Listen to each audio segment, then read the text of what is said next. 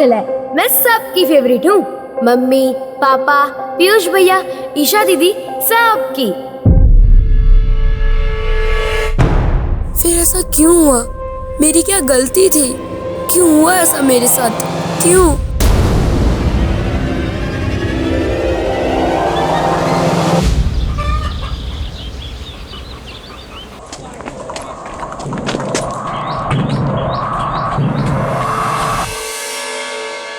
अरे आपने कुछ लीजिए ना। हाँ जी, मिठाई दो बेटा। ठीक है। हाँ, ये ईशा हमारी बिटिया और ये हमारी धर्मपत्नी उमा। चाय लीजिए। द्वारकानाथ जी, हमारे तीनों बच्चे ईशा, पीयूष और काजल बड़े ही सुशील और संस्कारी हैं। पापा वो ना आज स्कूल में।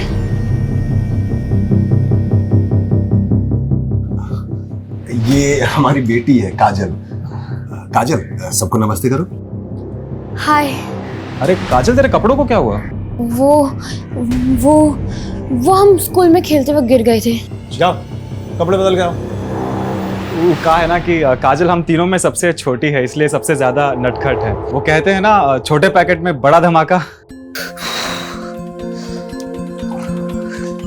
मम्मी, समोसा बहुत गर्म है। हमेशा गड़बड़ करती है लड़की। देखना आज फिर ताऊजी से डांट खाएगी। डांट तो खा ली, अब हमें समोसा खाने दीजिए बड़ी मम्मी। छोड़ रख, ये ले जा। अरे रहने दीजिए वृंदा मामी, हम ले जाते हैं, ये तोड़ फोड़ देगी। हम भी आपके साथ चलते हैं। चल।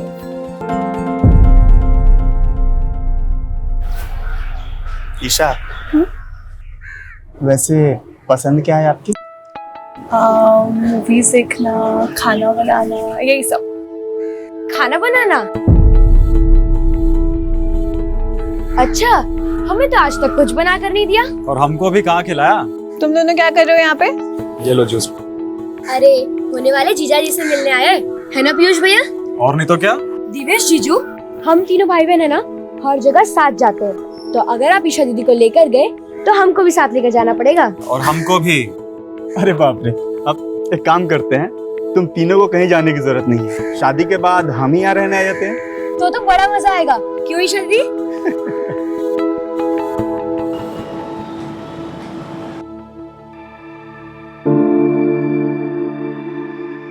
अवधेश भैया, झिझक कह रहे हैं, बोलिए ना क्या हुआ? द्वारकानाथ जी क्या बोले? अगले महीने देवेश अमेरिका जा रहा है। द्वारकानाथ जी चाहते हैं कि इसी महीने ईशा और देवेश की शादी हो जाए। इतनी जल्दी पैसों का प्रबंध कहाँ से कर पाएंगे? भैया, ईशा भी हमारी बेटी की तरह है, तो शादी का आधा खर्चा हम उठाएंगे। और कल हम शेखर से भी बात करते हैं, वो भी जरूर मदद करेगा। नहीं महेश, बाहर वालों को घर के मामले में इन्वॉल्व करने की जरूरत नहीं है। भैया बचपन का दोस्त है मेरा, वो देखिएगा वो खुशी खुशी मदद करेगा। हाँ ताऊ जी, शेखर चाचा बहुत अच्छे हैं। महेश, तूने हमारा आधा बोझ हल्का कर दिया। अरे भैया, काजल की जब शादी होगी ना तब। हमारी शादी? नहीं ताऊ जी, हम शादी नहीं करेंगे, हम तो मम्मी के साथ रहेंगे।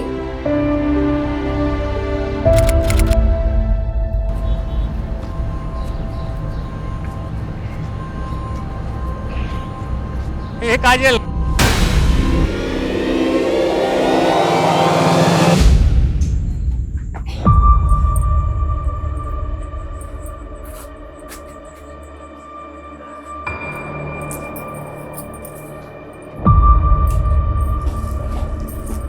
आने दो काजल को। जेठ जी एकदम ठीक कहते, लड़की हाथ से निकलती जा रही है। शांत हो जा बेटा। महेश गया है ना काजल को लेने। आ गया फोन। हेलो, मिल गए ना काजल? फोन देना उसे। वृंदा, काजल भारती के घर आई ही नहीं। क्या? तो कहीं कहाँ वो? महेश, मिली क्या? नहीं। देख तू चिंता मत कर, किसी ने कुछ कह दिया होगा, यहाँ वहाँ मुंह फुला के बैठी होगी, मिल जाएगी। चल वहां ढूंढते हैं।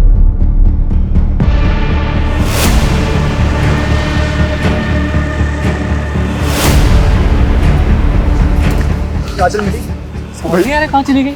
भैया कहीं नहीं मिल रही। भैया हमको बहुत डर लग रहा है, पुलिस से मदद लेना चाहिए।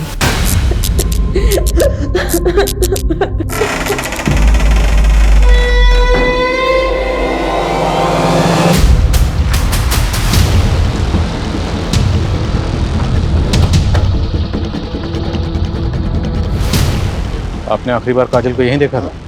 जी हाँ। अरे पापा, रास्ता भूल गए क्या? हमारा घर तो उस तरफ है। बेटा भूला नहीं, बस है ना, मैं काम पूरा करके आ रहे हैं। तो हम भी आपके साथ चलते हैं और आते वक्त हम चॉकलेट ले लेंगे। बेटा तो चॉकलेट तो शंभू चाचा से ले ले, हम बस काम खत्म करके आ गए। काजल की तस्वीर सभी पुलिस स्टेशन में सर्कुलेट करो। सर, आसपास की सभी दुकानें बंद हैं। अब तो सुबह जब दुकानें खुलेंगी सभी को इन्फॉर्मेशन मिलेगी। मैं शर्मा, छोटी बच्ची का मामला सुबह तक का इंतजार नहीं कर सकती। पेट्रोलिंग टीम से कहो कि तुरंत बच्ची की तलाश शुरू करें और पास में एक नाला है, वहाँ भी चेक करो। Okay sir.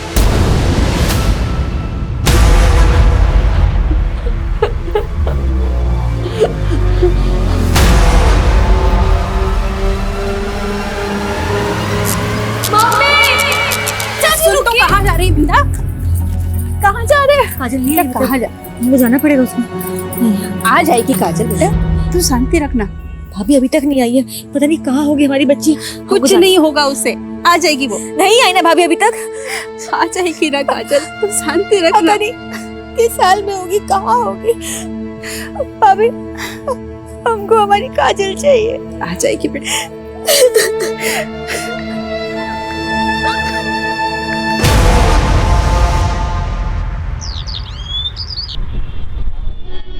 जी साहब, काजल कल शाम में दुकान पे आई थी हमारे। शंभू चाचा, हाँ बेटा, चॉकलेट। ले बेटा। अच्छा, जब वो तुम्हारी दुकान से गई तो तुमने किसी को उसके पीछे जाते हुए देखा था?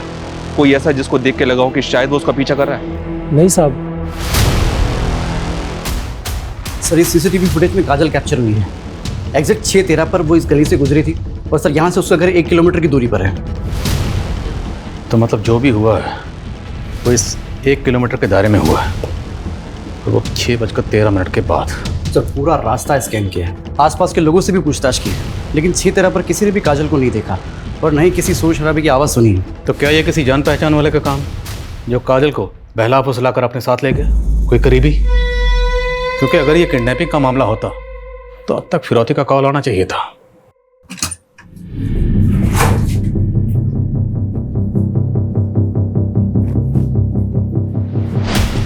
वृंदा, पापा नहीं मिल रही। नहीं मिली। वृंदा मिली? नहीं। अम्मा पूरा घर छान लिए, पड़ोसी में पूछ लिया, चाची नहीं मिल रही। भगवान, कहाँ गई होगी? भाभी आप और ईशा यही रहिए, हम लोग बाहर जाकर देखते हैं।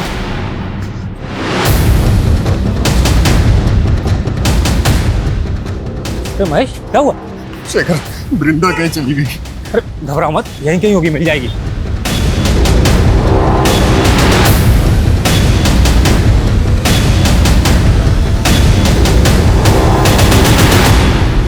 वृंदा मामी मामी, आप यहाँ क्या कर रही हैं? आ जाएगी काजल।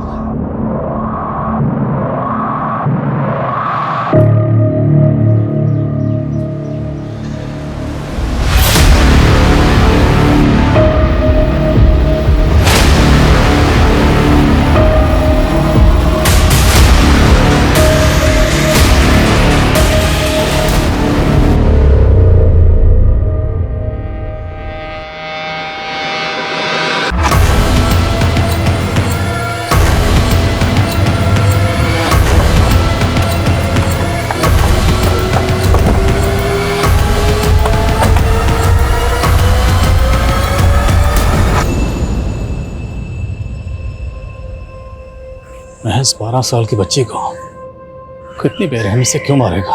देख के तो ऐसा लग रहा है सर जैसे इसके साथ रेप भी हुआ है। सर कल ही हमने ये जगह स्कैन करी थी, लेकिन तब तो यहाँ कुछ भी नहीं था। हो सकता है कोई देर रात को लाश को ठिकाने लगाने आया हो। लाश को यहाँ लाकर लटकाना हमें भटकाने की चाल हो सकती है। जरूर बच्ची की लाश को आसपास कहीं छुपाया गया होगा, आसपास किसी घर में या किसी दुकान में। वहशीपने की हद देखा, सिर्फ मारा नहीं गया, मारने के बाद आंखें भी निकाली गई। बड़े को पोस्टमार्टम के लिए भेजो और पूरा एरिया सील करो। Right sir.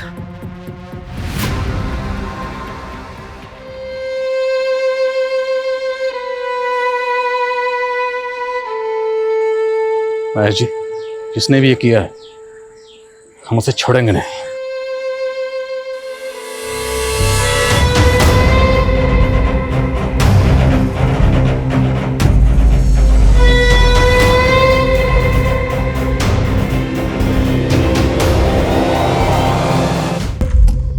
सर, काजल की पीएम रिपोर्ट। उसकी मौत गला घोटने से हुई है सर। और रेप तो नहीं हुआ सर, लेकिन टॉर्चर काफी किया गया उसे। पीठ और सीने पर जख्मों के कई सारे निशान हैं और 2 फ्रैक्चर्स भी। काजल को पहले बहुत बुरी तरह से मारा पीटा गया सर, और गला घोटने के बाद उसकी आंखें निकाल ली। 12 साल की मासूम बच्ची के साथ इतनी हैवानियत, और ये सोचकर ही मेरा खून खौल रहा है कि वह हैवान अभी भी आजाद घूम रहा है। शर्मा, वो हैवान मुझे किसी भी सूरत में जल्द से जल्द सलाखों के पीछे चाहिए।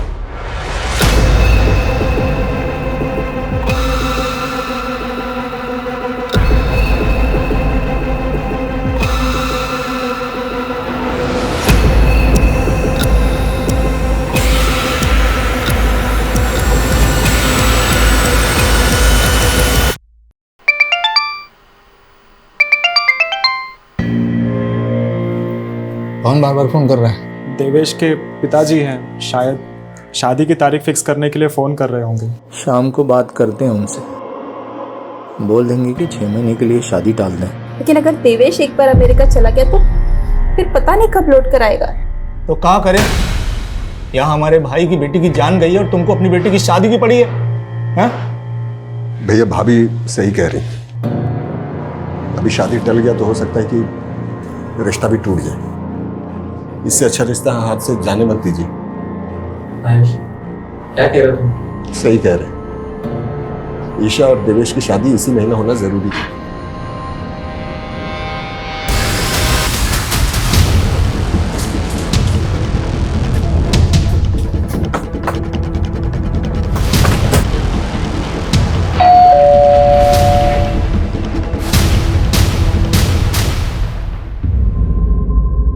सब ऐसा हमने क्या बिगाड़ा था किसी का, जो हमारे कलेजे के टुकड़े के साथ ऐसा करती। महेश जी, नफरत और जलन किसी भी इंसान को हैवान बना सकती है। आपकी फैमिली की किसी से कोई दुश्मनी या रंजिश? सर, मुझे एक आदमी पर शक है। किस पे? राधे। कौन राधे? सर, वो यहीं पास में रहता है। महेश का दूसरे रिश्तेदार भी लगता है। मानसिक रूप से थोड़ा बीमार है, बहुत ही गुस्सैल और अड़ियल इंसान है। अभी पिछले महीने एक नेहा नाम की लड़की को उसने बहुत परेशान किया था। छोड़ दो मुझे। अगर तुम मेरे साथ नहीं खेलोगे तो मैं तुम्हें किसी के साथ खेलने नहीं देंगे। चलो तुम। काजल, तुमने मुझे मारा, मैं तुम्हें नहीं छोड़ूंगा। मुझे मारना मत पापा, मुझे मारेंगे, मुझे मारना मत। नहीं मारेंगे, जो पूछ रहे हैं उसका जवाब दो। इस काजल ने तुम्हें मारा था ना? काजल, बुरी बुरी आंखों वाली काजल, इसने मुझे मारा था इधर लकड़ी से 5 बार। काजल ने तुम्हें मारा इसलिए तुमने काजल को मार दिया? शर्मानी चाहिए आपको। मेरा बेटा दिमागी तौर पे कमजोर है, इसे देखकर आपको लगता है कि वो किसी की जान ले सकता है? जानलेवा हमला तो कर ही चुका आपका बेटा कई लड़कियों पर। काजल ने तो पीटा भी था उसे, हो सकता है बदला लेने के लिए। बदला तो महेश और उसका परिवार ले रहा है हमसे साहब। अवधेश, महेश और हम दूर के रिश्तेदार हैं। पुश्तैनी जायदाद के लिए हमारा केस भी चल रहा है कोर्ट में। उसका फैसला हमारे हक में आया, उसी का बदला लेने के लिए महेश हमारे बेटे को फंसा रहा है। हाँ, लेकिन राधे की जहनी हालत की वजह से हमें उसकी कस्टडी नहीं मिलेगी। लेकिन सर, अगर कस्टडी नहीं मिलेगी तो इंटरोगेट कैसे करेंगे? राधे की कस्टडी हमें एक ही सूरत में मिल सकती है, या तो हमारे पास उसके खिलाफ कोई ठोस सबूत हो या फिर कुछ चश्मदीद गवाह। राधे पर हर वक्त नजर रखो, और ये भी पता करो क्या महेश की फैमिली की किसी से कोई दुश्मनी थी?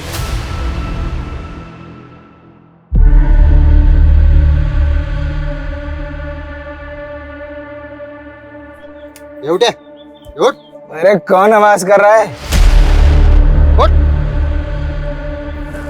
उठ, उठ, उठ।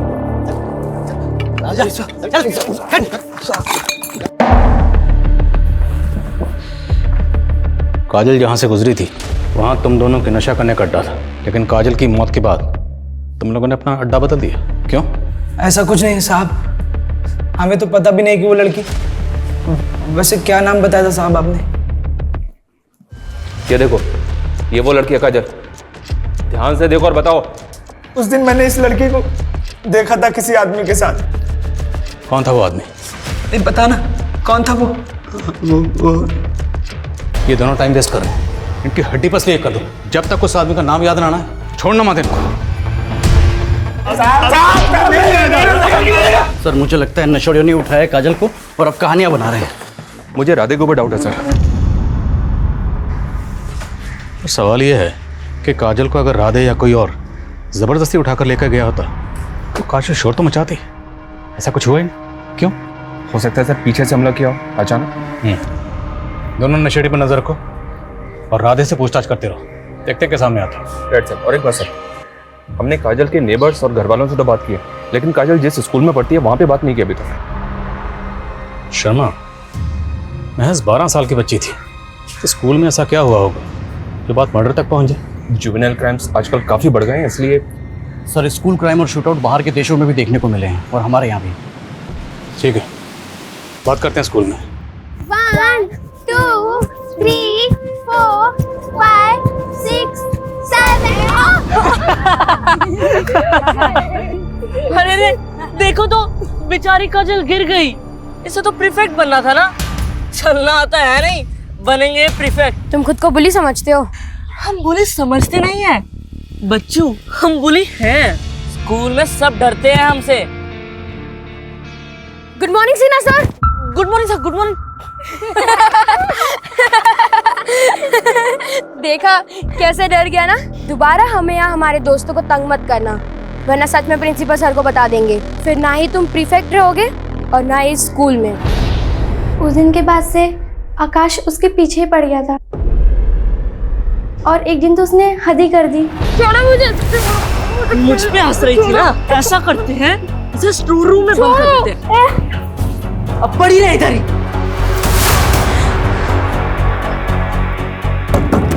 भारती, प्रिया कोई है, मुझे यहाँ से निकालो।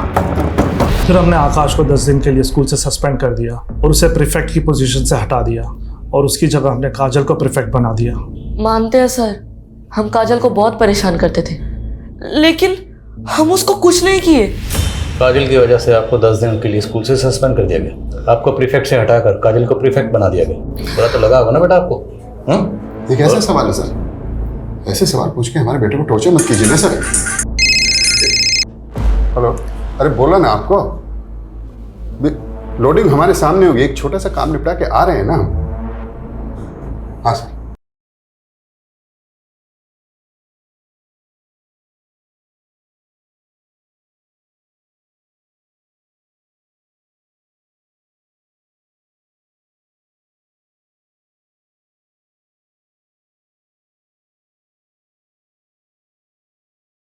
हमारा बेटा ऐसा वैसा लड़का नहीं है, टॉपर है क्लास का।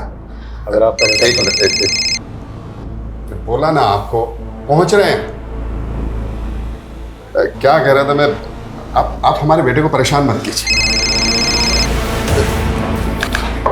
ये क्या कर रहे हैं आप? आपको मालूम है कितना इंपॉर्टेंट काम? आपके बेटे के फ्यूचर और उसकी जिंदगी से ज्यादा इंपॉर्टेंट काम है। बात को समझिए ना सर। आप बात को समझने की कोशिश कीजिए। जो लड़की मरी है ना, उसकी जिंदगी भी इंपॉर्टेंट थी। उसका कत्ल हुआ और उसके कातिल को ढूंढना हमारा काम है और ये काम सबसे ज्यादा इंपॉर्टेंट है। सर आप जो पूछना चाहते हैं पूछिए। हमें पूरा भरोसा है हमारे बेटे ने कुछ नहीं किया। हाँ ठीक है, उसको पकड़ के रखो। नमस्कार सर। मैं तुम्हें फोन करता हूँ। हाँ, कत्ल का कुछ पता चला? हमारे पास रोज बहुत सारे केसेस आते हैं, इंसानों की गुमशुदगी के, हत्या के, अपहरण के।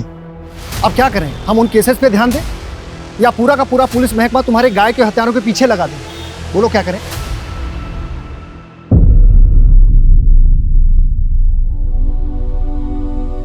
माँ, ईशुदी की शादी में ना मैं ये पहनूंगी, अच्छी लग रही हूँ ना? एकदम परी लग रही है। वृंदा, भाभी साड़ी दी है आज पूजा में पहनने के लिए।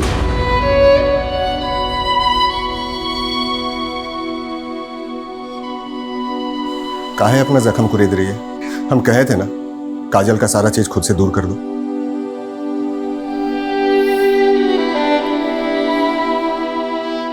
वृंदा ईशा भी हमारी बेटी है और 10 दिन के बाद उसकी शादी है, तो ये मातम छोड़ो और शादी की तैयारी के लिए भाभी का हाथ बटाओ। काफी अजीब है सर, काजल की हत्या को अभी कुछ ही दिन हुए और उस घर में शादी भी हो रही है। इतनी जल्दबाजी आखिर किस लिए?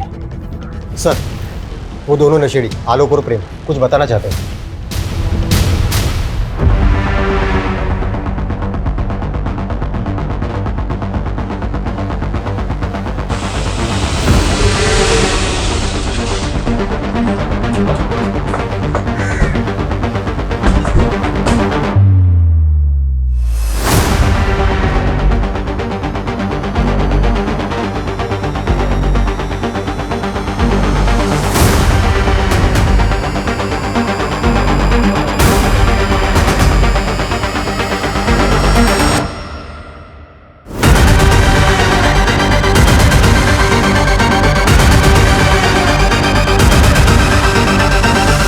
चलें शेखर? शेखर? सर क्या शेखर ने काजल को मारा? नहीं सर, हम नहीं मान सकते सर। देखिए, हमें 2 चश्मदीद गवाह मिले जिन्होंने उस रात काजल को शेखर के साथ जाते हुए देखा था। लेकिन सर शेखर हमारा बचपन का दोस्त है सर। हाँ, मैं मिला था उस शाम काजल से।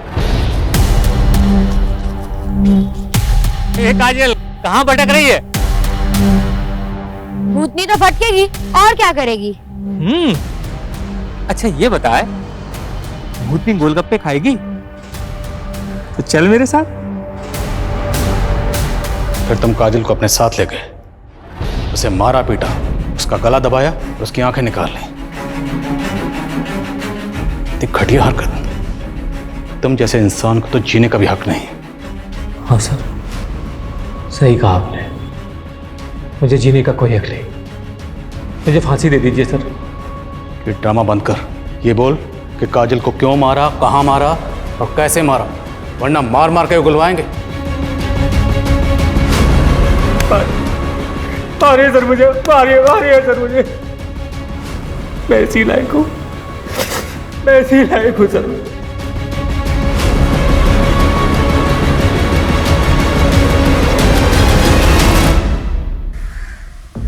पहली बार ऐसा महसूस हो रहा है जैसे इस केस को क्लोजर नहीं मिला।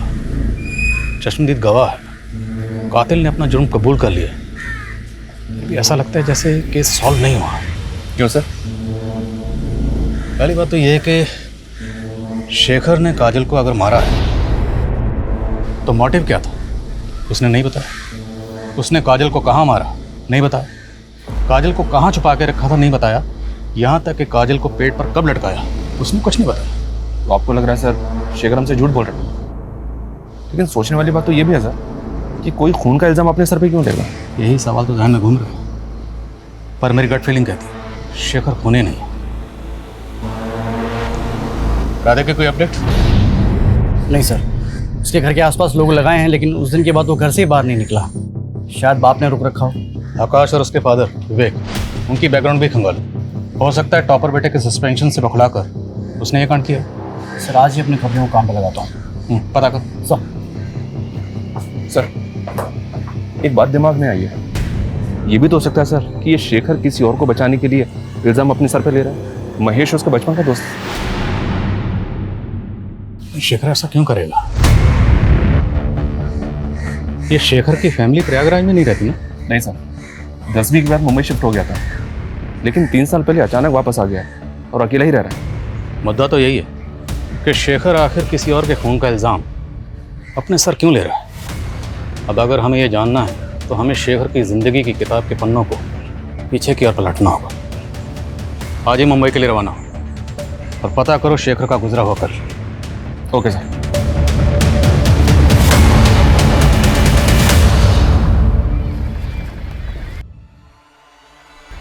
शेखर आज मत जाओ ना ऑफिस। क्या करें, जाना तो हम भी नहीं चाहते, पर हम ना अपना सारा काम जल्दी से जल्दी निपटाना चाहते हैं ताकि अपने बच्चे और तुमको ज़्यादा से ज़्यादा समय दे सकें। चलो अपना ध्यान रखना।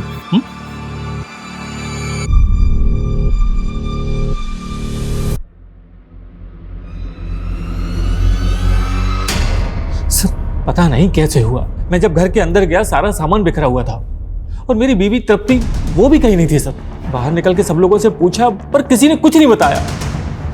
सर प्लीज उसे ढूंढ दीजिए सर। सर मेरी बीवी मां बनने वाली है।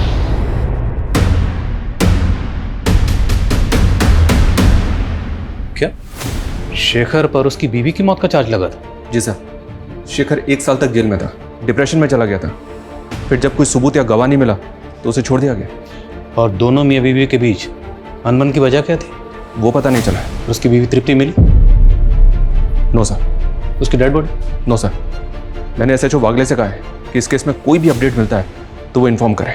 लेकिन एक बात समझ में नहीं आ रही, शेखर की बीवी तृप्ति गायब हुई 3 साल पहले, तो 3 साल पहले गुजरे उस हादसे का काजल के केस से क्या ताल्लुक हो सकता है?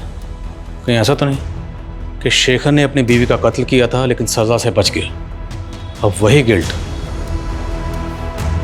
उससे काजल का कत्ल कबूल करवा रहा है? सर कम है सर।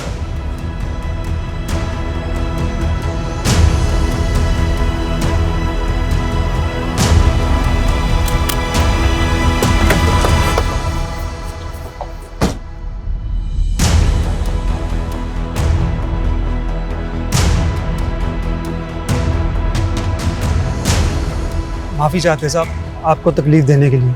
दरअसल हम नहीं चाहते कि ये बात फैले और हमारी बच्ची किसी मुसीबत में फंस जाए। बेफिक्र रहिए, कुछ नहीं होगा। बोलो भारती, क्या बताना चाहती हो? बोलो बेटा।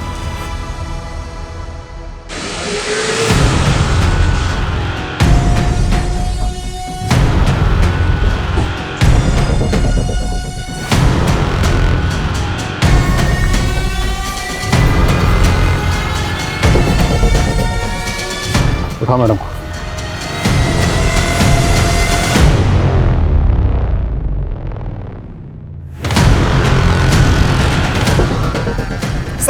सर हमने क्या किया सर? सर हमने कुछ नहीं किया सर। ये क्या कर रहे हैं साहब? हमारे बच्चे हैं साहब। इन्होंने क्या किया?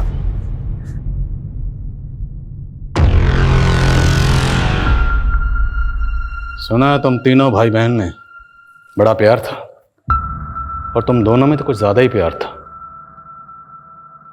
इश्क एक नाजायज रिश्ता। तुम दोनों के राज से पर्दा उठ चुका है। अब बेहतर यही होगा कि आगे की कहानी तुम लोग खुद बताओ। बोलो। हाँ सर, ये सच है कि हम दोनों एक दूसरे से प्यार करते, बचपन से साथ में खेलते कूदते बड़े हुए, और हमें पता है कि समाज कभी भी रिश्ता मंजूर नहीं करेगा, मगर हमने कभी पीयूष को अपना भाई नहीं माना और नहीं मानेंगे। माँ बाबूजी तो बचपन में ही बस हादसे में गुजर गए थे। उसके बाद में महेश मामा और अद्वेश मामा ने ही मेरा पालन पोषण किया। ईशा की शादी हम किसी और से होते हुए नहीं देख सकते थे और ना ही ईशा के साथ शादी हम सबके सामने कर सकते थे, इसीलिए हमने ये रिश्ता सबसे छिपाया था। पीयूष, 1 महीने में शादी हो रही है हमारी। मर जाएंगे लेकिन किसी और से शादी नहीं करेंगे। हम तेरी शादी के 1 दिन पहले यहाँ से भाग जाएंगे, मुंबई चले जाएंगे। फिक्र मत करना तू, मत कर तू फिक्र, मैं सब संभाल लूंगा। ईशा दीदी, पीयूष भैया। अगर काजल इसके बारे में पूरे परिवार को बता देती तो तुम दोनों के भागने का प्लान चौपट हो जाता। उस दिन तुम काजल को भारती के घर के बाहर मिले थे, झूठ तो बोलना मत, क्योंकि भारती हमें सब कुछ पहले ही बता चुकी है। हाँ ये बात सच है सर। हम जानते हैं हमसे बहुत बड़ी गलती हो गई है। ईशा को भी समझ में आ गया है। हमने भागने का प्लान भी कैंसिल कर दिया है। सच्ची सब कुछ वैसा ही चलेगा जैसा कि घर वाले चाहते हैं। तुम समझ रही हो ना हम क्या कह रहे हैं? तुम किसी को बताओगे तो नहीं? ठीक है भैया, हम किसी को नहीं बताएंगे, पर आप अपना वादा तो नहीं तोड़ोगे ना? नहीं, पक्का वाला प्रॉमिस। ठीक है। काजल ने वादा किया था कि वो किसी को कुछ नहीं बताएगी। हमने भरोसा किया था उस पर उसने तुम्हारे विश्वास को तोड़ दिया। उसने अपनी दोस्त भारती को सब कुछ बता दिया था। तुम काजल को मिले, अब उसे अपने साथ ले गए, उसे मारा पीटा, उसकी आंखें निकालने, उसका गला दबाया। नहीं सर, ये बिल्कुल झूठ है सर। हमने काजल को नहीं मारा। इसी भतीजी की शादी के लिए मरे जा रहे थे ना आप? हाँ, अपनी बेटी के शौक से ज्यादा आपको इसकी शादी की पड़ी थी। ईशा और पीयूष के साथ साथ आप भी मेरी बेटी की मौत के जिम्मेदार हैं।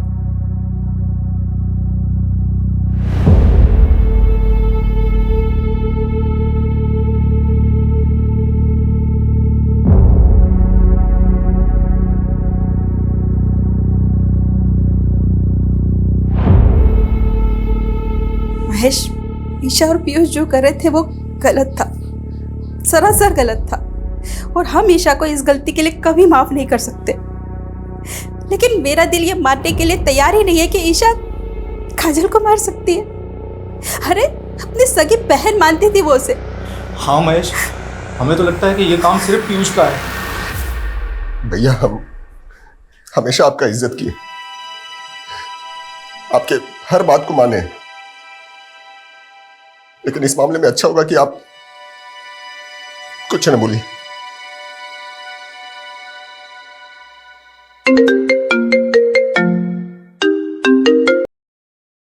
हाँ वागले, बोलो। क्या शेखर की बीवी तृप्ति जिंदा है? जी सर, ऐसे जो वागले ने ढूंढ निकाला। शर्मा, तुरंत मुंबई के लिए निकलो।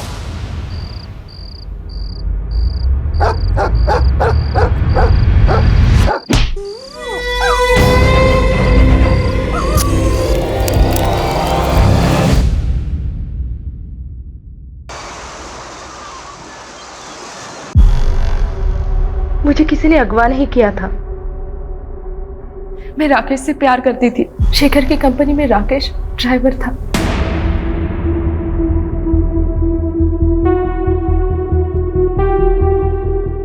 और मैं शेखर को छोड़ना चाहती थी,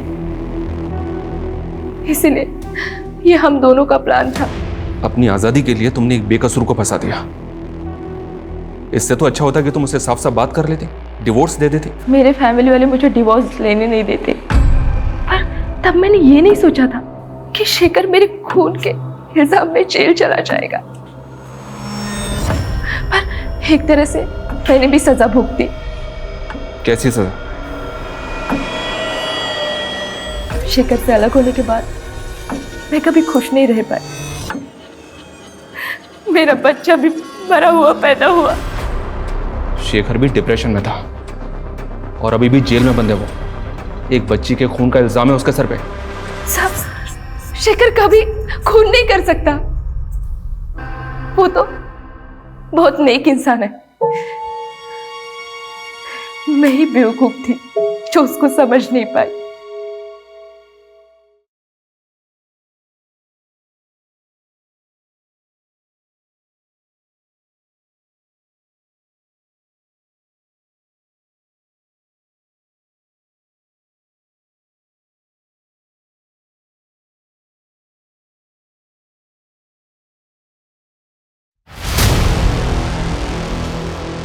सर, इस शेखर की हिस्ट्री जानने के बाद तो तकरीबन यकीन से कह सकते हैं कि ये निर्दोष है। पीयूष और ईशा दोनों अपनी बात पर अड़े हुए, लेकिन दोनों काफी शातिर हैं। एक ही घर में रह रहे थे, अफेयर चल रहा था, लेकिन किसी को भनक तक नहीं लगने दी। लेकिन सर, पीयूष के खिलाफ हमारे पास कोई सबूत नहीं। पीयूष से मिलने के बाद काजल सीधे अपने घर गई थी, जहाँ उसके पिता और शेखर उसे मिले थे। यानी कि पीयूष से मिलने के बाद तो बिल्कुल ठीक थी। राधे की कोई अपडेट? नहीं सर, कोई सस्पिशियस मूवमेंट नहीं है। तो फिर आखिर इस केस की चाबी है कहाँ? एक काम करते हैं, शुरू से शुरू करते हैं। काजल सबसे पहले मिली थी पीयूष को भारती के घर के बाहर। उस वक्त बजे थे 5:15 सर। 5:15। फिर वहां से जब काजल अपने घर लौट रही थी तो वो अपने पिता महेश से मिली। टाइम 5:55। फिर वहां से वो शंभू की दुकान पे गई। उस वक्त बजे थे तकरीबन 6:15। 6:15। और 6:30 बजे उसे शेखर मिला, और वहां पर आलोक और प्रेम भी मौजूद थे उस वक्त। और उसके बाद से 36 घंटे के लिए काजल गायब थी। और 36 घंटे बाद उसे सबसे पहले देखा उसकी माँ ने, जब उसकी लाश पेड़ पर लटकी हुई थी। इसका मतलब सर इन 36 घंटों में काजल कहाँ थी, हमें सबसे पहले ये पता करना होगा। और सर वो लड़का राधे जिसको काजल ने पीटा था, और स्कूल का वो लड़का आकाश, उसका फादर विवेक, सस्पेक्ट बहुत है हमारे सामने, पर इन सस्पेक्ट्स में से कातिल कौन है? या कहीं ऐसा तो नहीं कि कातिल अभी तक हमारे रडार में आया ही ना हो?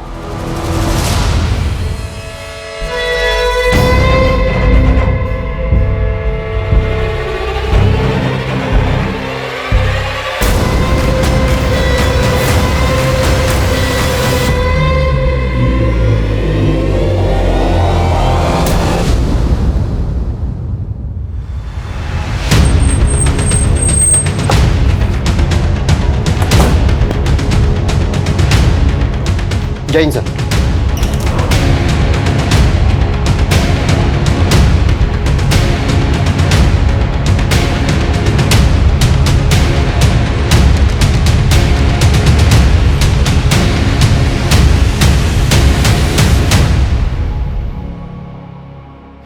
सर अभी तक काजल से जुड़े लोगों पर शक कर रहे थे हम, लेकिन इस हत्या के बाद अब ऐसा लग रहा है कि ये काम किसी सीरियल किलर का हो सकता है।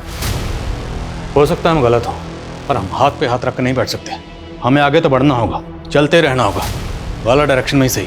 हो सकता है चलते चलते हमें सही मंजिल मिल जाए। सर, लोकल पुलिस स्टेशन से केस फाइल की कॉपी मंगवाई है। काजल की तरह इस लड़की रिया, इसको भी टॉर्चर किया गया था और आंखें निकाली गई थी। इस केस से कोई क्लू मिला? जी सर, एक आई विटनेस से केस का। लड़की को अगवा करने से पहले उसने स्कूल के बाहर एक आदमी को टैक्सी पार्क करते हुए देखा था। कौन है टैक्सी ड्राइवर? सर ये तो अभी तक पता नहीं चला है, लेकिन आई विटनेस का कहना था कि उसका हेयर स्टाइल कुछ अजीब सा था। टैक्सी ड्राइवर, अजीब हेयर स्टाइल। काजल की लाश जहाँ मिली थी वो एरिया अभी भी सील है ना? जी सर। उस पूरे एरिया में पता करो, क्या किसी ने किसी ऐसे टैक्सी वाले को देखा था जिसका हेयर स्टाइल अजीब था? और इस एरिया में जितनी भी सीसीटीवी फुटेज है सबको खंगालो। गाइस, मैं जानता हूँ काम बहुत मुश्किल है, but let's crack this case.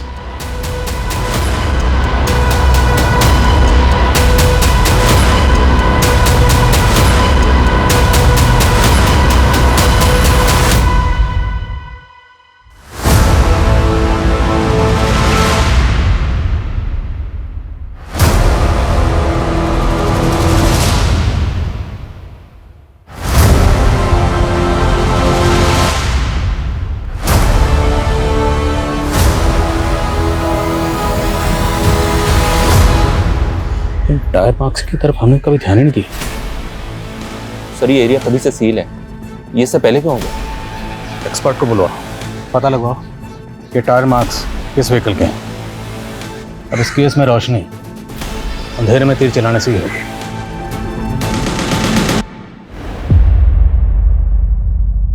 Piyush जा चुका है और अब उसे कभी याद भी मत करना।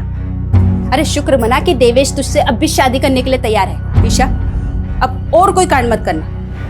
हम वादा करते हैं माँ, अब जैसा बोलेगा हम वैसे ही करेंगे।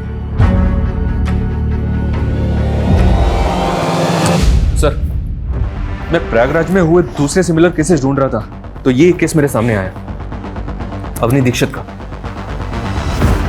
काजल, रिया और अवनी, तीनों केसेस में विक्टिम को पहले टॉर्चर किया गया, उसके बाद उनकी आंखें निकाली गई। और सर इन तीनों में से किसी का भी रेप नहीं हुआ।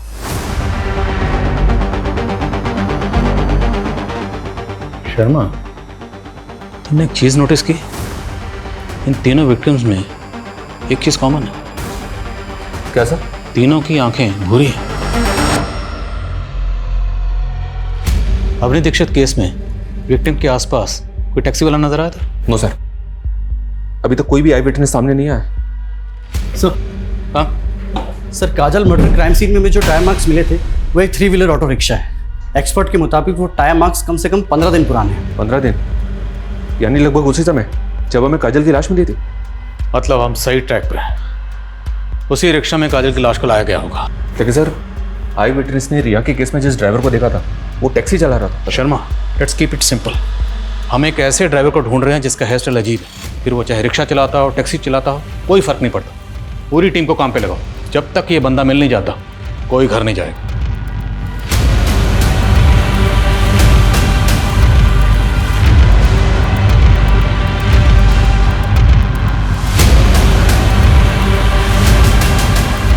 सर ये 2 ड्राइवर्स मिले हैं, दोनों की अपनी अपनी कहानियां हैं, अपने अपने अलीब हैं।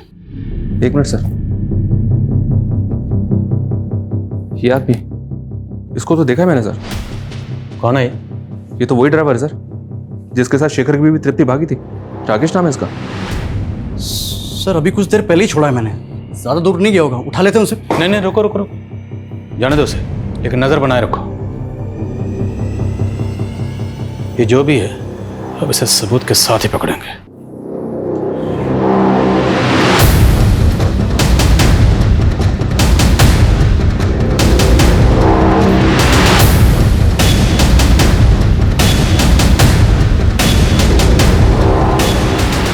हेलो, हाँ मैं घर के बाहर वेट कर रहा हूँ।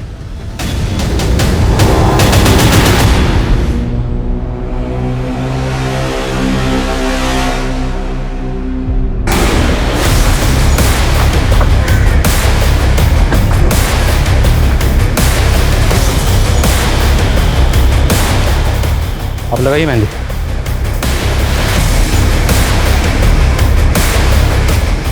तो केदार जी, राकेश को जानते हैं ना? इतनी जल्दी भूल गए? अभी तो मिले थे गली में। अच्छी याद आया, लेके जाओ।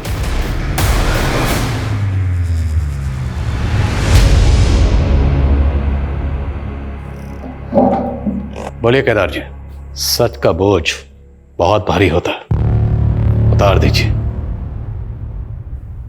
राधे, हमारा बेटा, आप तो जानते ही हैं कि वो दिमागी तौर पे कमजोर है। हमारा वंश आगे बढ़े, इसके लिए हमने हमसे कम उम्र की लड़की शीला से शादी कर ली, ताकि तंदुरुस्त और हेल्दी बच्चा पैदा हो। 3 बार हमारी बेबी उम्मीद से थी, लेकिन तीनों बार बच्चे पेट में ही मर गए और हमें हर हालत में तंदुरुस्त बच्चा चाहिए था। इसलिए हम हमारी बीवी को लेकर बंबई चले गए। कुछ दिनों के बाद हमें तृप्ति मिली, शेखर की बीवी। केदार जी प्लीज शेखर को मत बताइएगा। नहीं बताएंगे, हम हमारी परेशानी में उलझे हुए हैं, इसीलिए तो मुंबई आए हैं। क्या परेशानी है आपको? दूसरी शादी इसलिए की ताकि बच्चा हो जाए। ये मेरा पति है राकेश। बंबई इसलिए आया हूं कि बीवी का इलाज हो जाए तो मैं घर का चिराग मिल जाएगा। राकेश हमें एक बाबा के पास लेके गया, उसने उपाय भी बताए। तेरी पत्नी जिंदा बच्चे को जन्म दे सकती है, लेकिन उसके लिए तुझे बलि देनी होगी। 3 गायों की बलि, 10 कुत्तों की बलि और 3 भूरी आंखों वाली लड़कियों की बलि देने के लिए कहा। राकेश ने कहा कि गाय और कुत्ते की बलि तो वो खुद दे देगा। जानवर को मारना इतना मुश्किल नहीं, लेकिन इंसान को। काजल को कैसे चुना? किस्मत ने साथ दिया साहब। मेरी बीवी का पहला पति शेखर भी वहीं रहता था, काजल को अच्छे से जानता था।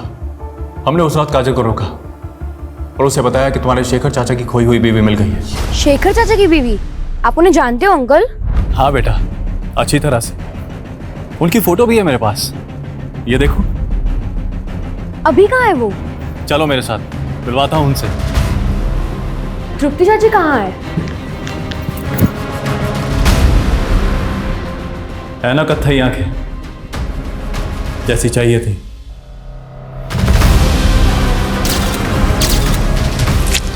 काजल के बाद 2 लड़कियां और उठाई इसने, और उनको भी काजल की तरह ही मारकर पेड़ पे लटका दिया, ताकि लोगों को लगे कि ये किसी सीरियल किलर का काम है। उस ढोंगी बाबा को मुंबई में अरेस्ट कर लिया सर, और उसने सब कबूल भी कर लिया। सर कोई सोच भी नहीं सकता था केदार एक बच्चा पाने के लिए इतना घिनौना जुर्म करवाएगा। अंधविश्वास और लालच का मेल बड़ा खतरनाक होता है। केदार को हर हालत में अपनी संतान चाहिए थी, इसी लालच में वो ये खतरनाक खेल खेल रहा था, जिसमें उसका साथ वो सरफिरा राकेश दे रहा था, और जिसका फायदा उस ढोंगी बाबा ने भी उठाया। अफसोस सिर्फ इस बात का है, इस खेल में उन 3 मासूम बच्चियों ने बिना वजह अपनी जान गंवा दी। और शेखर, जो बेकसूर होने के बावजूद अपनी बीवी तृप्ति के केस में आरोपी बना पूरी तरह से टूट चुका था। जब काजल के केस में सस्पेक्ट बना तो उसने खून का इल्जाम अपने सर पर ले लिया। तो अच्छा हुआ कि वक्त रहते हम असली कातिल तक पहुंच गए और एक बेकसूर को फिर से बलि पर चढ़ने से बचा लिया।